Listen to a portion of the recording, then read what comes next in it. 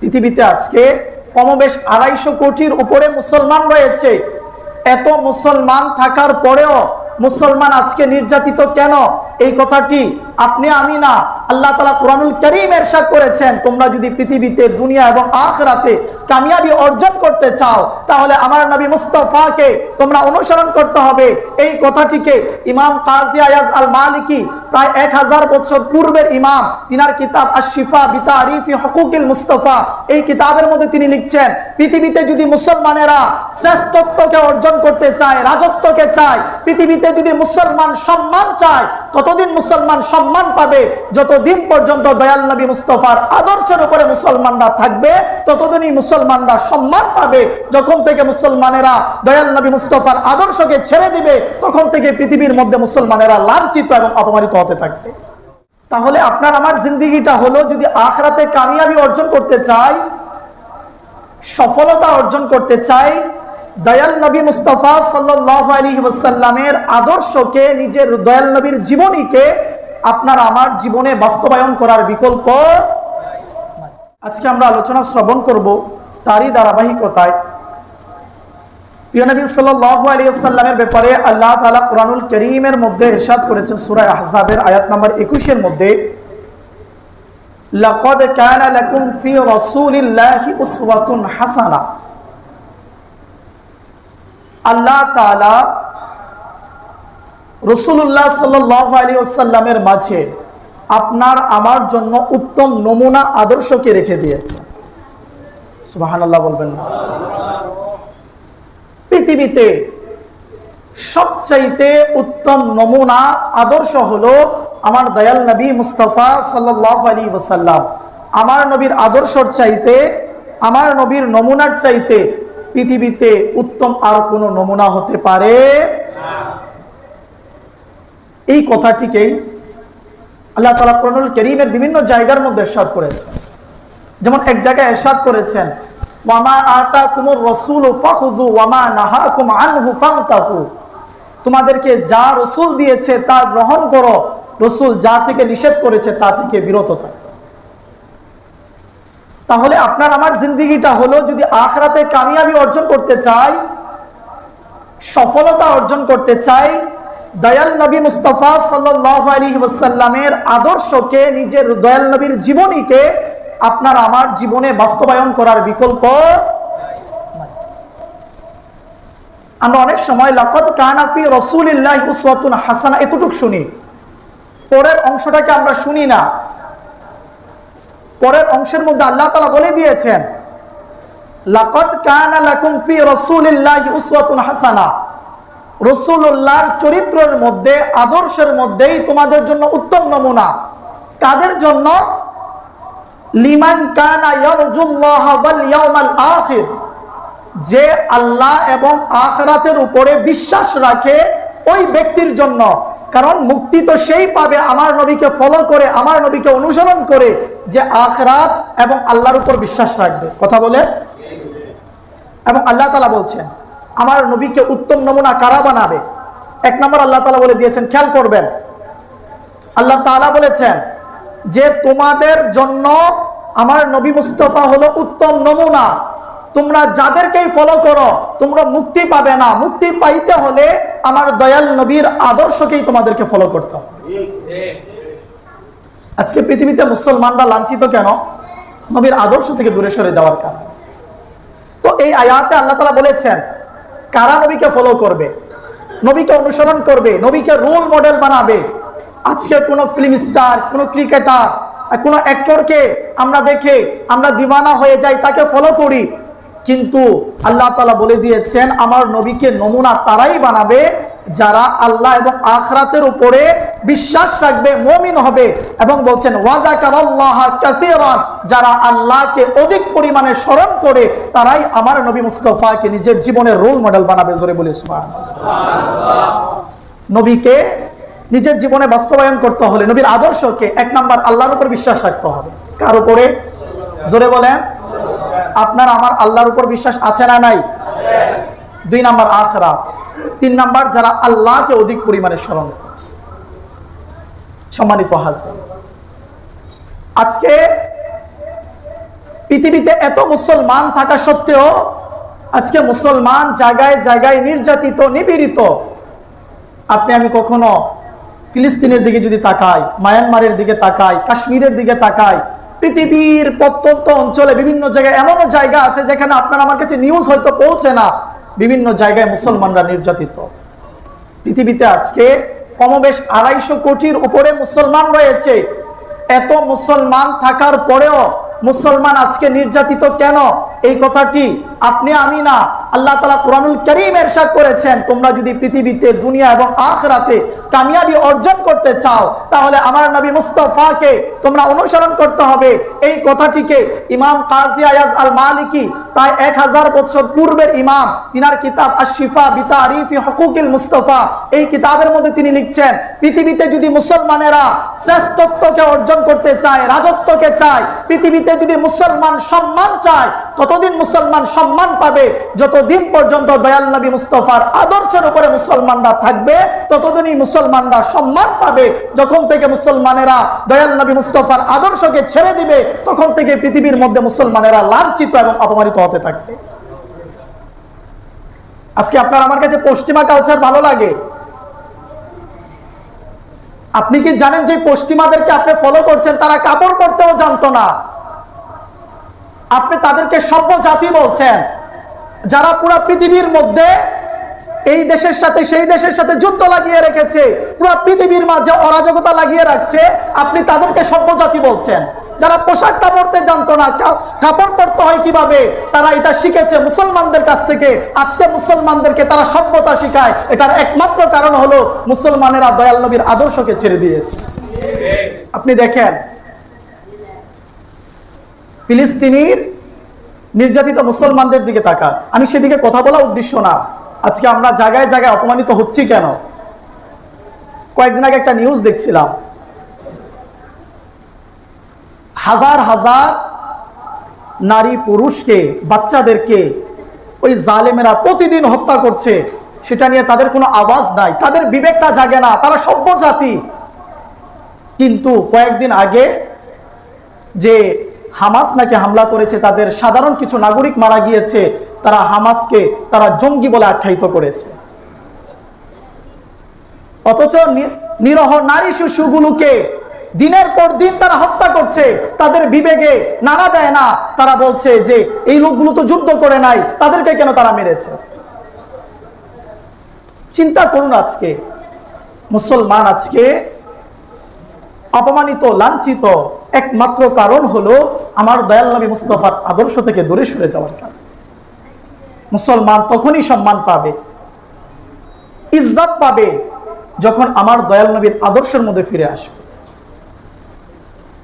আমার দয়াল নবী সাল্লাল্লাহু আলাইহি সাল্লামের আদর্শ হলো, জীবনী হলো আপনার আমার জন্য সফলতার রোল মডেল, সফলতার মাপকাঠি। আপনি আমি যদি সফল হতে চাই, আমার দয়াল নবীর আদর্শকে ছেড়ে দিয়ে কখনো সফল হতে পারবো? আজকে অনেক সময় দেখা যায় মুসলমান দেশ, মুসলিম, এক মুসলমান আরেক মুসলমান সামান্য বিষয় নিয়ে ঝগড়া হচ্ছে কিনা? কথা বলেন, আপনারা বলেন, কথা বলেন, ঝগড়া হচ্ছে কিনা? কি নিয়ে ঝগড়া হচ্ছে আপনারা নিজেরা জানেন। বিভিন্ন মানুষ, এগুলো আপনি চিন্তা করেন, আজকেরা ইহুদি নাসাররা কি মেসেজ দিচ্ছে? এই যে মুসলমানদেরকে সামান্য ফুরুই শাখাগত মাসআলা, যেগুলো মুস্তাহাব মুস্তাহাসান, করলে সওয়াব আছে, না করলে গুনাহ নাই, কিন্তু এইগুলোকে নিয়ে মুসলমানদের মাঝখানে ডিভাইডেড তৈরি করে দিয়ে মুসলমানদেরকে হত্যা করাচ্ছে। আপনি কোথায় যাচ্ছেন? আমার নবীর আদর্শ কেমন ছিল জানেন? আমার নবীর আদর্শ ছিল মুসলমানকে ক্ষমা করে দেওয়া। মুসলমান কেন শুধু না, কোন কাফের অমুসলিমকে ক্ষমা করে দেওয়া। কিন্তু আপনি আমি মুসলমান, আরেকজন মুসলমানকে সহ্য করতে পারছি না, বরদাস্ত করতে পারছি না। আমি কেমন মুসলমান? আমার মাঝে টুপি আছে, দাড়ি আছে, জুব্বা আছে, আরেকজন মুসলমান আমার পাশ দিয়ে যেতে ভয় করছে, ওই হুজুর দাড়িওয়ালা টুপিওয়ালা আমার মাথার মধ্যে কখনো লাঠি দিয়ে আক্রমণ করে কিনা। আজকে ইসলামকে কোথায় নিয়ে গেছি আমরা? আপনার আমার চিন্তা করার বিষয়। সম্মানিত হাজির, কি বলছিলাম? বুখারী শরীফ কিতাবুল মাগাজি আপনি উঠান, খাইবারের যুদ্ধে দয়াল নবী সাল্লাল্লাহু আলাইহি ওয়াসাল্লাম গিয়েছেন। দয়াল নবী সাল্লাল্লাহু আলাইহি ওয়াসাল্লামকে এক ইহুদি মহিলা খাবারের সাথে বিষ মিশিয়ে দিয়েছে। কি মিশিয়ে দিয়েছে? আমার নবী যখন খাবারটা খাবেন অথবা এটা বাড়িতে আসছে, যখন সামান্য একটু মুখে দিয়েছেন, ওই খাবারের জবান খুলে গেছে। ওই খাবার বলতে লাগলেন, ইয়া রাসূলুল্লাহ, আমাকে আপনি বক্ষণ করবেন না, আমার মাঝে ওই ইহুদি মহিলা বিষ মিশিয়ে দিয়েছে। আমার নবীর মুজিজা ছিল বিষ, আমার নবীর সাথে বিষযুক্ত খাবার আমার নবীর সঙ্গে কথা বলেছে। ওই ইহুদি মহিলাকে ধরে নিয়ে আসা হলো। আমার দয়াল নবী কোনো প্রতিশোধ নেন নাই, আমার দয়াল নবী তাকে মাফ করে দিয়েছে। আপনি আমি নবীর উম্মত দাবি করছি, নবীর চরিত্র কি আপনার আমার মাঝে আছে?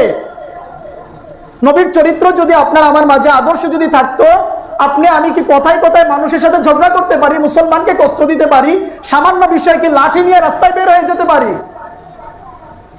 একটু চিন্তা করি আপনি আমি। শুধু লিবাস পরে নিলে, শুধু লেবাসে মুসলমান হয় না, প্রকৃত পক্ষে আমার দয়াল নবীর আদর্শকে যে লালন করে সে প্রকৃত মুসলমান হয়ে যায়। চেহারায় মুসলমান হয় না। চেহারা সুন্দর হলে, বড় জুব্বা পরলে, দাড়ি থাকলে, চেহারাটা খুব সুন্দর হলে হয় না। আপনি বেলাল হাবশী রাদিয়াল্লাহু তাআলা আনহুকে দেখেন, তিনি এত সুন্দর ছিলেন না, কালোই ছিলেন, কিন্তু আমার নবীর আদর্শকে, আমার নবীর প্রতিটা কথাকে ফলো করার কারণে আল্লাহ তাআলা বিলাল হাবশীকে কেমন মাকাম দিয়েছেন জানেন? উলামায়ে কেরাম লিখেছেন, যারা বুখারী শরীফের হাদিসের শারা লিখেছেন, অনেক উলামা, ইমাম কাসতালানী রাহমাতুল্লাহ আলাইহি ইরশাদুস সারিতে লিখেছেন, আমার দয়াল নবী তো সকলের আগে জান্নাতে প্রবেশ করবে, তার আগেও বিলাল হাবশী জান্নাতে প্রবেশ করবে। নবীর আদর্শ কি? এখন বলুন হুজুর নবীর আগে কিভাবে? তো এটার সমাধান উলামায়ে কেরাম এইভাবে দিয়েছেন যে দয়াল নবী তো সর্বপ্রথম জান্নাতে প্রবেশ করবেন, কিন্তু বিলাল হাবশী, আমার নবী যে সাওয়ারির মধ্যে থাকবেন, সাওয়ারির রশিটা ধরে ধরে বিলাল হাবশী টেনে নিয়ে যাবেন। তো যিনি সাওয়ারের মধ্যে থাকেন তিনি তো পড়েই থাকবেন, কিন্তু হাকিকিভাবে আমার নবী তো জান্নাতে আগে প্রবেশ করবেন। কিন্তু দেখেন, আমার নবীর সুন্নতের অনুসরণ করার কারণে বিলাল হাবশী রাদিয়াল্লাহু তাআলা আনহু জান্নাতে আগে প্রবেশ করবেন। মুসলিম শরীফের হাদিস, দয়াল নবী সাল্লাল্লাহু আলাইহি সাল্লাম মেরাজের রাতে সকালবেলা বিলাল হাবশীকে জিজ্ঞাসা করলেন, এ বিলাল হাবশী, আমি যখনই জান্নাতে প্রবেশ করেছি তখন আমার আগে আগে তোমার পায়ের আওয়াজ শুনতে পেয়েছি। বিলাল, তুমি কোন আমল করো আমাকে বলো। বিলাল হাবশী রাদিয়াল্লাহু তাআলা আনহু বললেন, ইয়া রাসূলুল্লাহ, আমি যখনই ওযু করি, যদি মাকরুহ সময় না হয়, ওই সময়টার পরে আমি ওযু করার পরে যতটুকু পারি আমি কিছু না কিছু নফল নামাজ পড়ি। আমার বিশ্বাস আল্লাহ তাআলা এই আমলের কারণে আমাকে আল্লাহ তাআলা এই মাকাম দান করেছে। সম্মানিত হাজির, প্রিয় নবী সাল্লাল্লাহু আলাইহি ওয়াসাল্লামের আদর্শকে নিজের জীবনে বাস্তবায়ন করি। প্রিয় নবী সাল্লাল্লাহু আলাইহি ওয়াসাল্লামের চরিত্রকে নিজের জীবনে বাস্তবায়ন করি। নবী সাল্লাল্লাহু আলাইহি ওয়াসাল্লামকে কাফেররা কত অত্যাচার করেছে। আপনাকে একজন লোক আপনাকে অত্যাচার করেছে, এখন আপনার আমার সুদিন আসছে, এখন আমি তাকে অত্যাচার করি।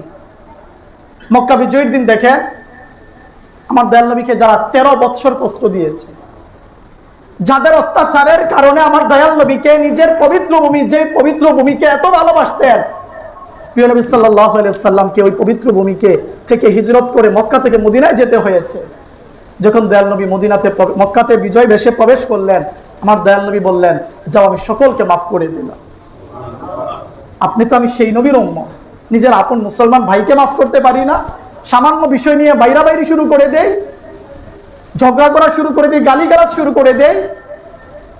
ফিলিস্তিনের মুসলমানদের জন্য তো প্রতি জুমাতে নামাজ পড়ে দোয়া করি। অনেকে তো তাদের কষ্টের কথা শুনে স্মরণ হলে যেই কোনো সময় দোয়া করি, আল্লাহ তাদের উপর দয়া করো, তুমি অদৃশ্য থেকে সাহায্য করো তোমার ফেরেশতাদের মাধ্যমে। কিন্তু আমি কি নিজে চিন্তা করেছি আমার নবীর আদর্শ কি ছিল? আমার নবীর আদর্শটাকে লালন করি। আজকে পৃথিবীতে মুসলমান নির্যাতিত কেন, নিপীড়িত কেন, অপমানিত কেন, লাঞ্ছিত কেন? আমি চিন্তা করেছি? দয়াল নবী সাল্লাল্লাহু আলাইহি সাল্লামকে হত্যা করার জন্য কাফের এসেছে। সাহাবায়ে কেরাম বলেন, আমরা এক যুদ্ধ থেকে ফিরছিলাম, ওই সময় এক জায়গার মধ্যে আমরা আরাম করলাম। গারিস বিন হারিস সে সুযোগ পেয়ে আমার নবীকে হত্যা করার জন্য চলে আসছে, শহীদ করার জন্য। আমার নবী ঘুমিয়েছিলেন। সে বলতে লাগলেন, মাইয়াম নাউকা মিন্নি, হে মুহাম্মদ, আমার কাছ থেকে তোমাকে কে বাঁচাবে? আমার দয়াল নবী সাল্লাল্লাহু আলাইহি ওয়াসাল্লাম বলতে লাগলেন, আল্লাহ। আল্লাহ তাআলার নামের মধ্যে এমন বরকত আছে, সকলে বলেন না আল্লাহ। একটু আওয়াজ দিয়ে বলেন আল্লাহ। ভালো লাগে কিনা? যখনই পেরেশান মুসিবতে পড়েন না, দুঃখ লাগে না, তখন আল্লাহ নামের জিকির করিয়েন। দেখবেন আপনি 5 মিনিট জিকির করিয়েন, আপনার যে গোটা রাজ্যের পেরেশানি টেনশন আপনার মাঝে ছিল না, আপনি দুনিয়ার টেনশন থেকে একটু সরে 5 মিনিট আমার আল্লাহ নামের জিকির করিয়েন আমার আল্লাহ, দেখবেন ইনশাআল্লাহ আপনার সকল টেনশন দূর হয়ে যাবে। আমার নবী আল্লাহ যখন জিকির করলেন, আল্লাহর নাম বললেন, বলার সাথে সাথে ওই কাফেরের হাত থেকে তলোয়ারটা তার শরীরের মাঝে কম্পন সৃষ্টি হয়ে গেছে, তলোয়ারটা পড়ে গেছে। আমার দয়াল নবী জিজ্ঞেস করলেন, এখন তোমাকে আমার হাত থেকে কে বাঁচাবে?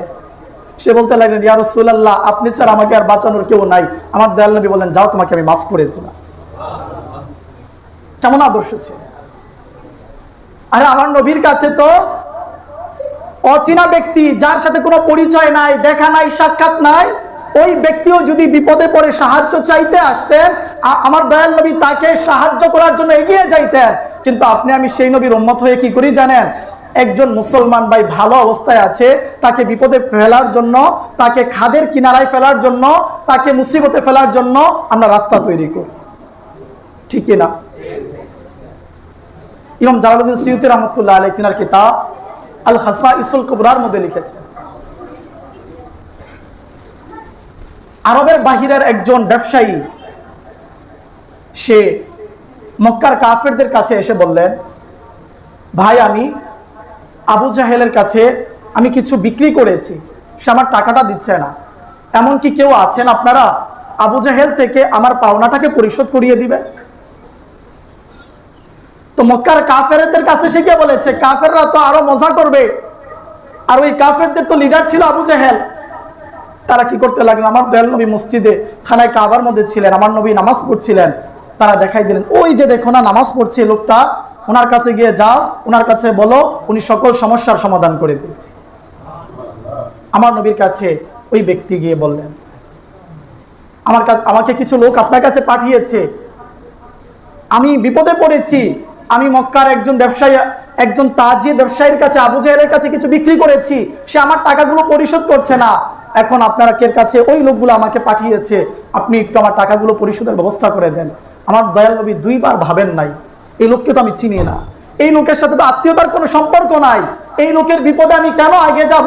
আমার দয়াল নবী সাল্লাল্লাহু আলাইহি সাল্লামের কাছে যেই নিজের কষ্টগুলো বলতেন, শেয়ার করতেন, আমার নবী তাকে সেটা সমাধান করার চেষ্টা করতেন। আমার দয়াল নবী বললেন, চলো, আমি তোমাকে আবু জাহেলের কাছ থেকে তোমার পাওনাকে পরিশোধ করে দেওয়ার ব্যবস্থা করছি।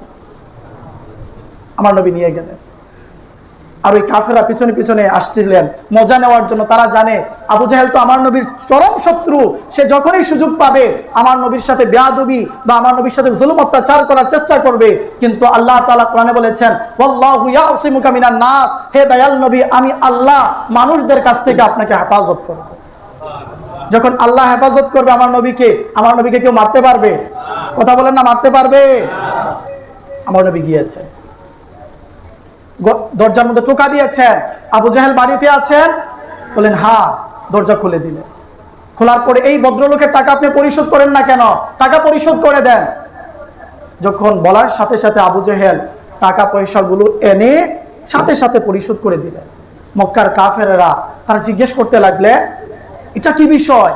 আমরা তো মুহাম্মদ সাল্লাল্লাহু আলাইহি সাল্লামকে তোমার কাছে পাঠিয়েছি, তুমি আরেকটু অপমান করবে, লাঞ্ছিত করবে। বলতে লাগলেন, সত্য কথা কি বলবো, যখন আমাকে মুহাম্মদ সাল্লাল্লাহু আলাইহি সাল্লাম ডাক দিয়েছে, আমার ভিতরে এক ধরনের ভয় সৃষ্টি হয়ে গেছে। আর যখন মুহাম্মদ সাল্লাল্লাহু আলাইহি সাল্লামের সামনে আমি দরজা খুলে দিয়েছি, বিশাল আকৃতির উট মুখ হা করে রেখেছে এবং আমাকে বলছে, হে আবু জাহেল, নবীর সাথে যদি কোনো বেয়াদবি করিস তোকে আমি এক কামড়ে খেয়ে ফেলবো। তখন আমি উটের বয়ে আমি ভয় পেয়ে পাওনাগুলোকে পরিশোধ করে দিয়েছি। দয়াল নবী সাল্লাল্লাহু আলাইহি সাল্লাম কে সাহাবায়ে কেরাম বলেন, ইয়া রাসূলুল্লাহ, আবু জাহেল আজকে এত ভালো হলো কিভাবে? দয়াল নবী বললেন, না না, আমি যখন মানুষের সাহায্য করার জন্য এগিয়ে গিয়েছি, আমার সাহায্যের জন্য আল্লাহ জিবরাইলকে পাঠিয়ে দিয়েছে। আপনি আমি মানুষের সাহায্যে এগিয়ে যাই। আজকে আমার দেশ, আমার নবীর আদর্শ কেমন ছিল, চিনে না, জানে না, সেই মানুষের বিপদে এগিয়ে যাইতো।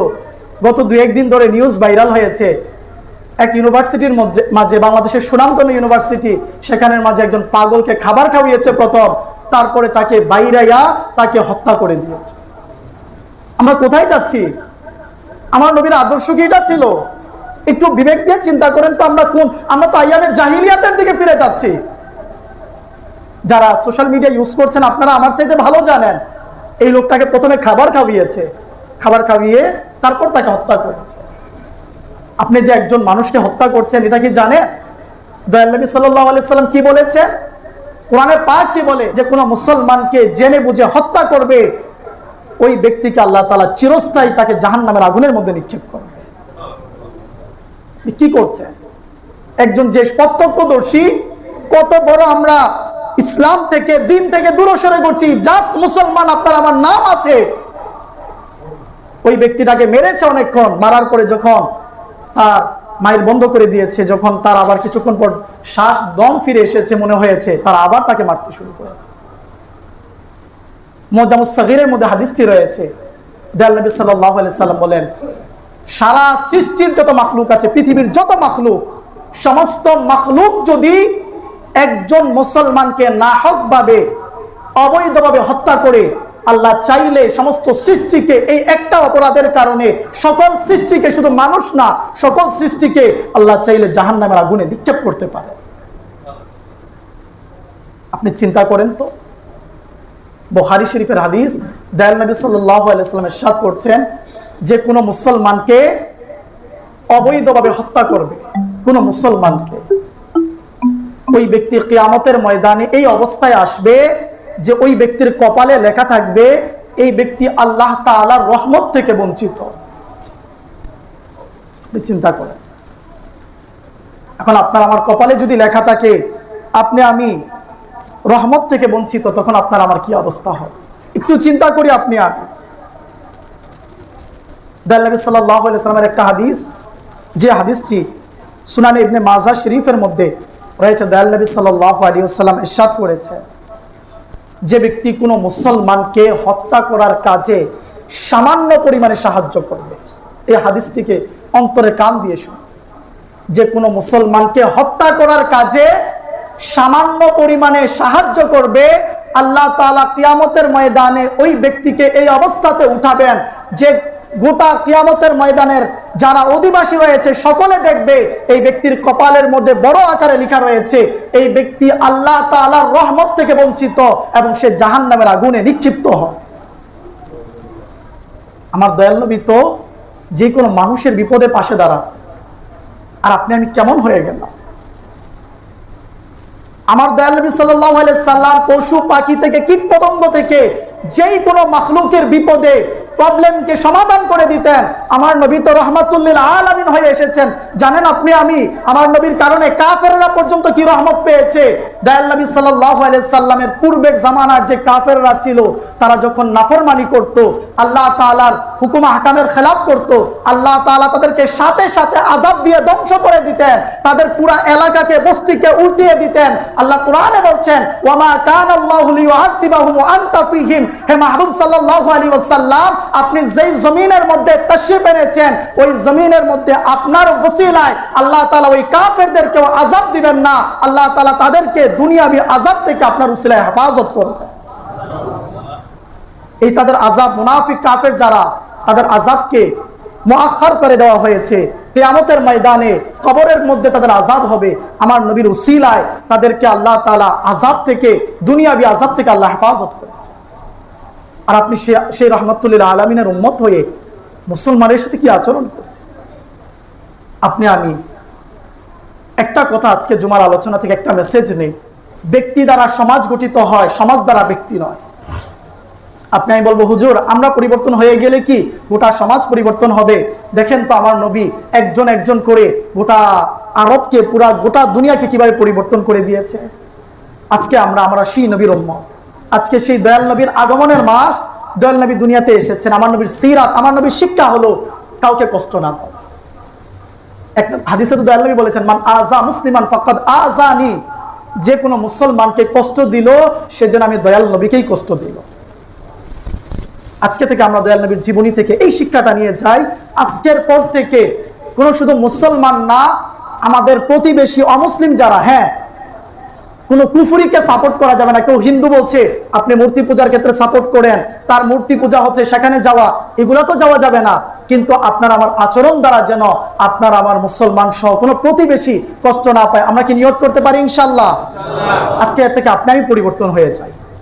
কেউ গালি দিলে মুচকে হাসি দিয়ে বলবো আমার নবীর সুন্নত হলো মাফ করে দেওয়া। আমার প্রতিশোধ নেওয়ার ক্ষমতা থাকা সত্ত্বেও যাও, আমার নবী যে এভাবে মাফ করে দিয়েছেন, কোরআন যেভাবে মাফ করে দিয়েছেন, কোরআন বলেছে যে মানুষদেরকে ক্ষমা করে দেয় আল্লাহ তাদেরকে ভালোবাসেন। আমি আল্লাহ তাআলার পছন্দনীয় বান্দা হওয়ার জন্য, আমার নবীর পছন্দনীয় উম্মত হওয়ার জন্য যাও, আমাকে গালি দেওয়ার পর আমি তোমাকে মাফ করে দিলাম। আমরা রাজি সকলে? আজকে দুই হাত তুলে কি নিয়ত করতে পারি আজকের পর থেকে কোনো মুসলমান, আপনার আমার ঘরের হোক, ছেলে মেয়ে স্ত্রী, কোনো মুসলমান কোনো প্রতিবেশী আপনার আমার কাছ থেকে কষ্ট পাবে না ইনশাআল্লাহ? ইনশাআল্লাহ। আল্লাহ তাআলা আমাদের সকলকে আমল করার তৌফিক দান করুক। আমিন বিজাহিন নবীল আমিন সাল্লাল্লাহু আলাইহি ওয়াসাল্লাম।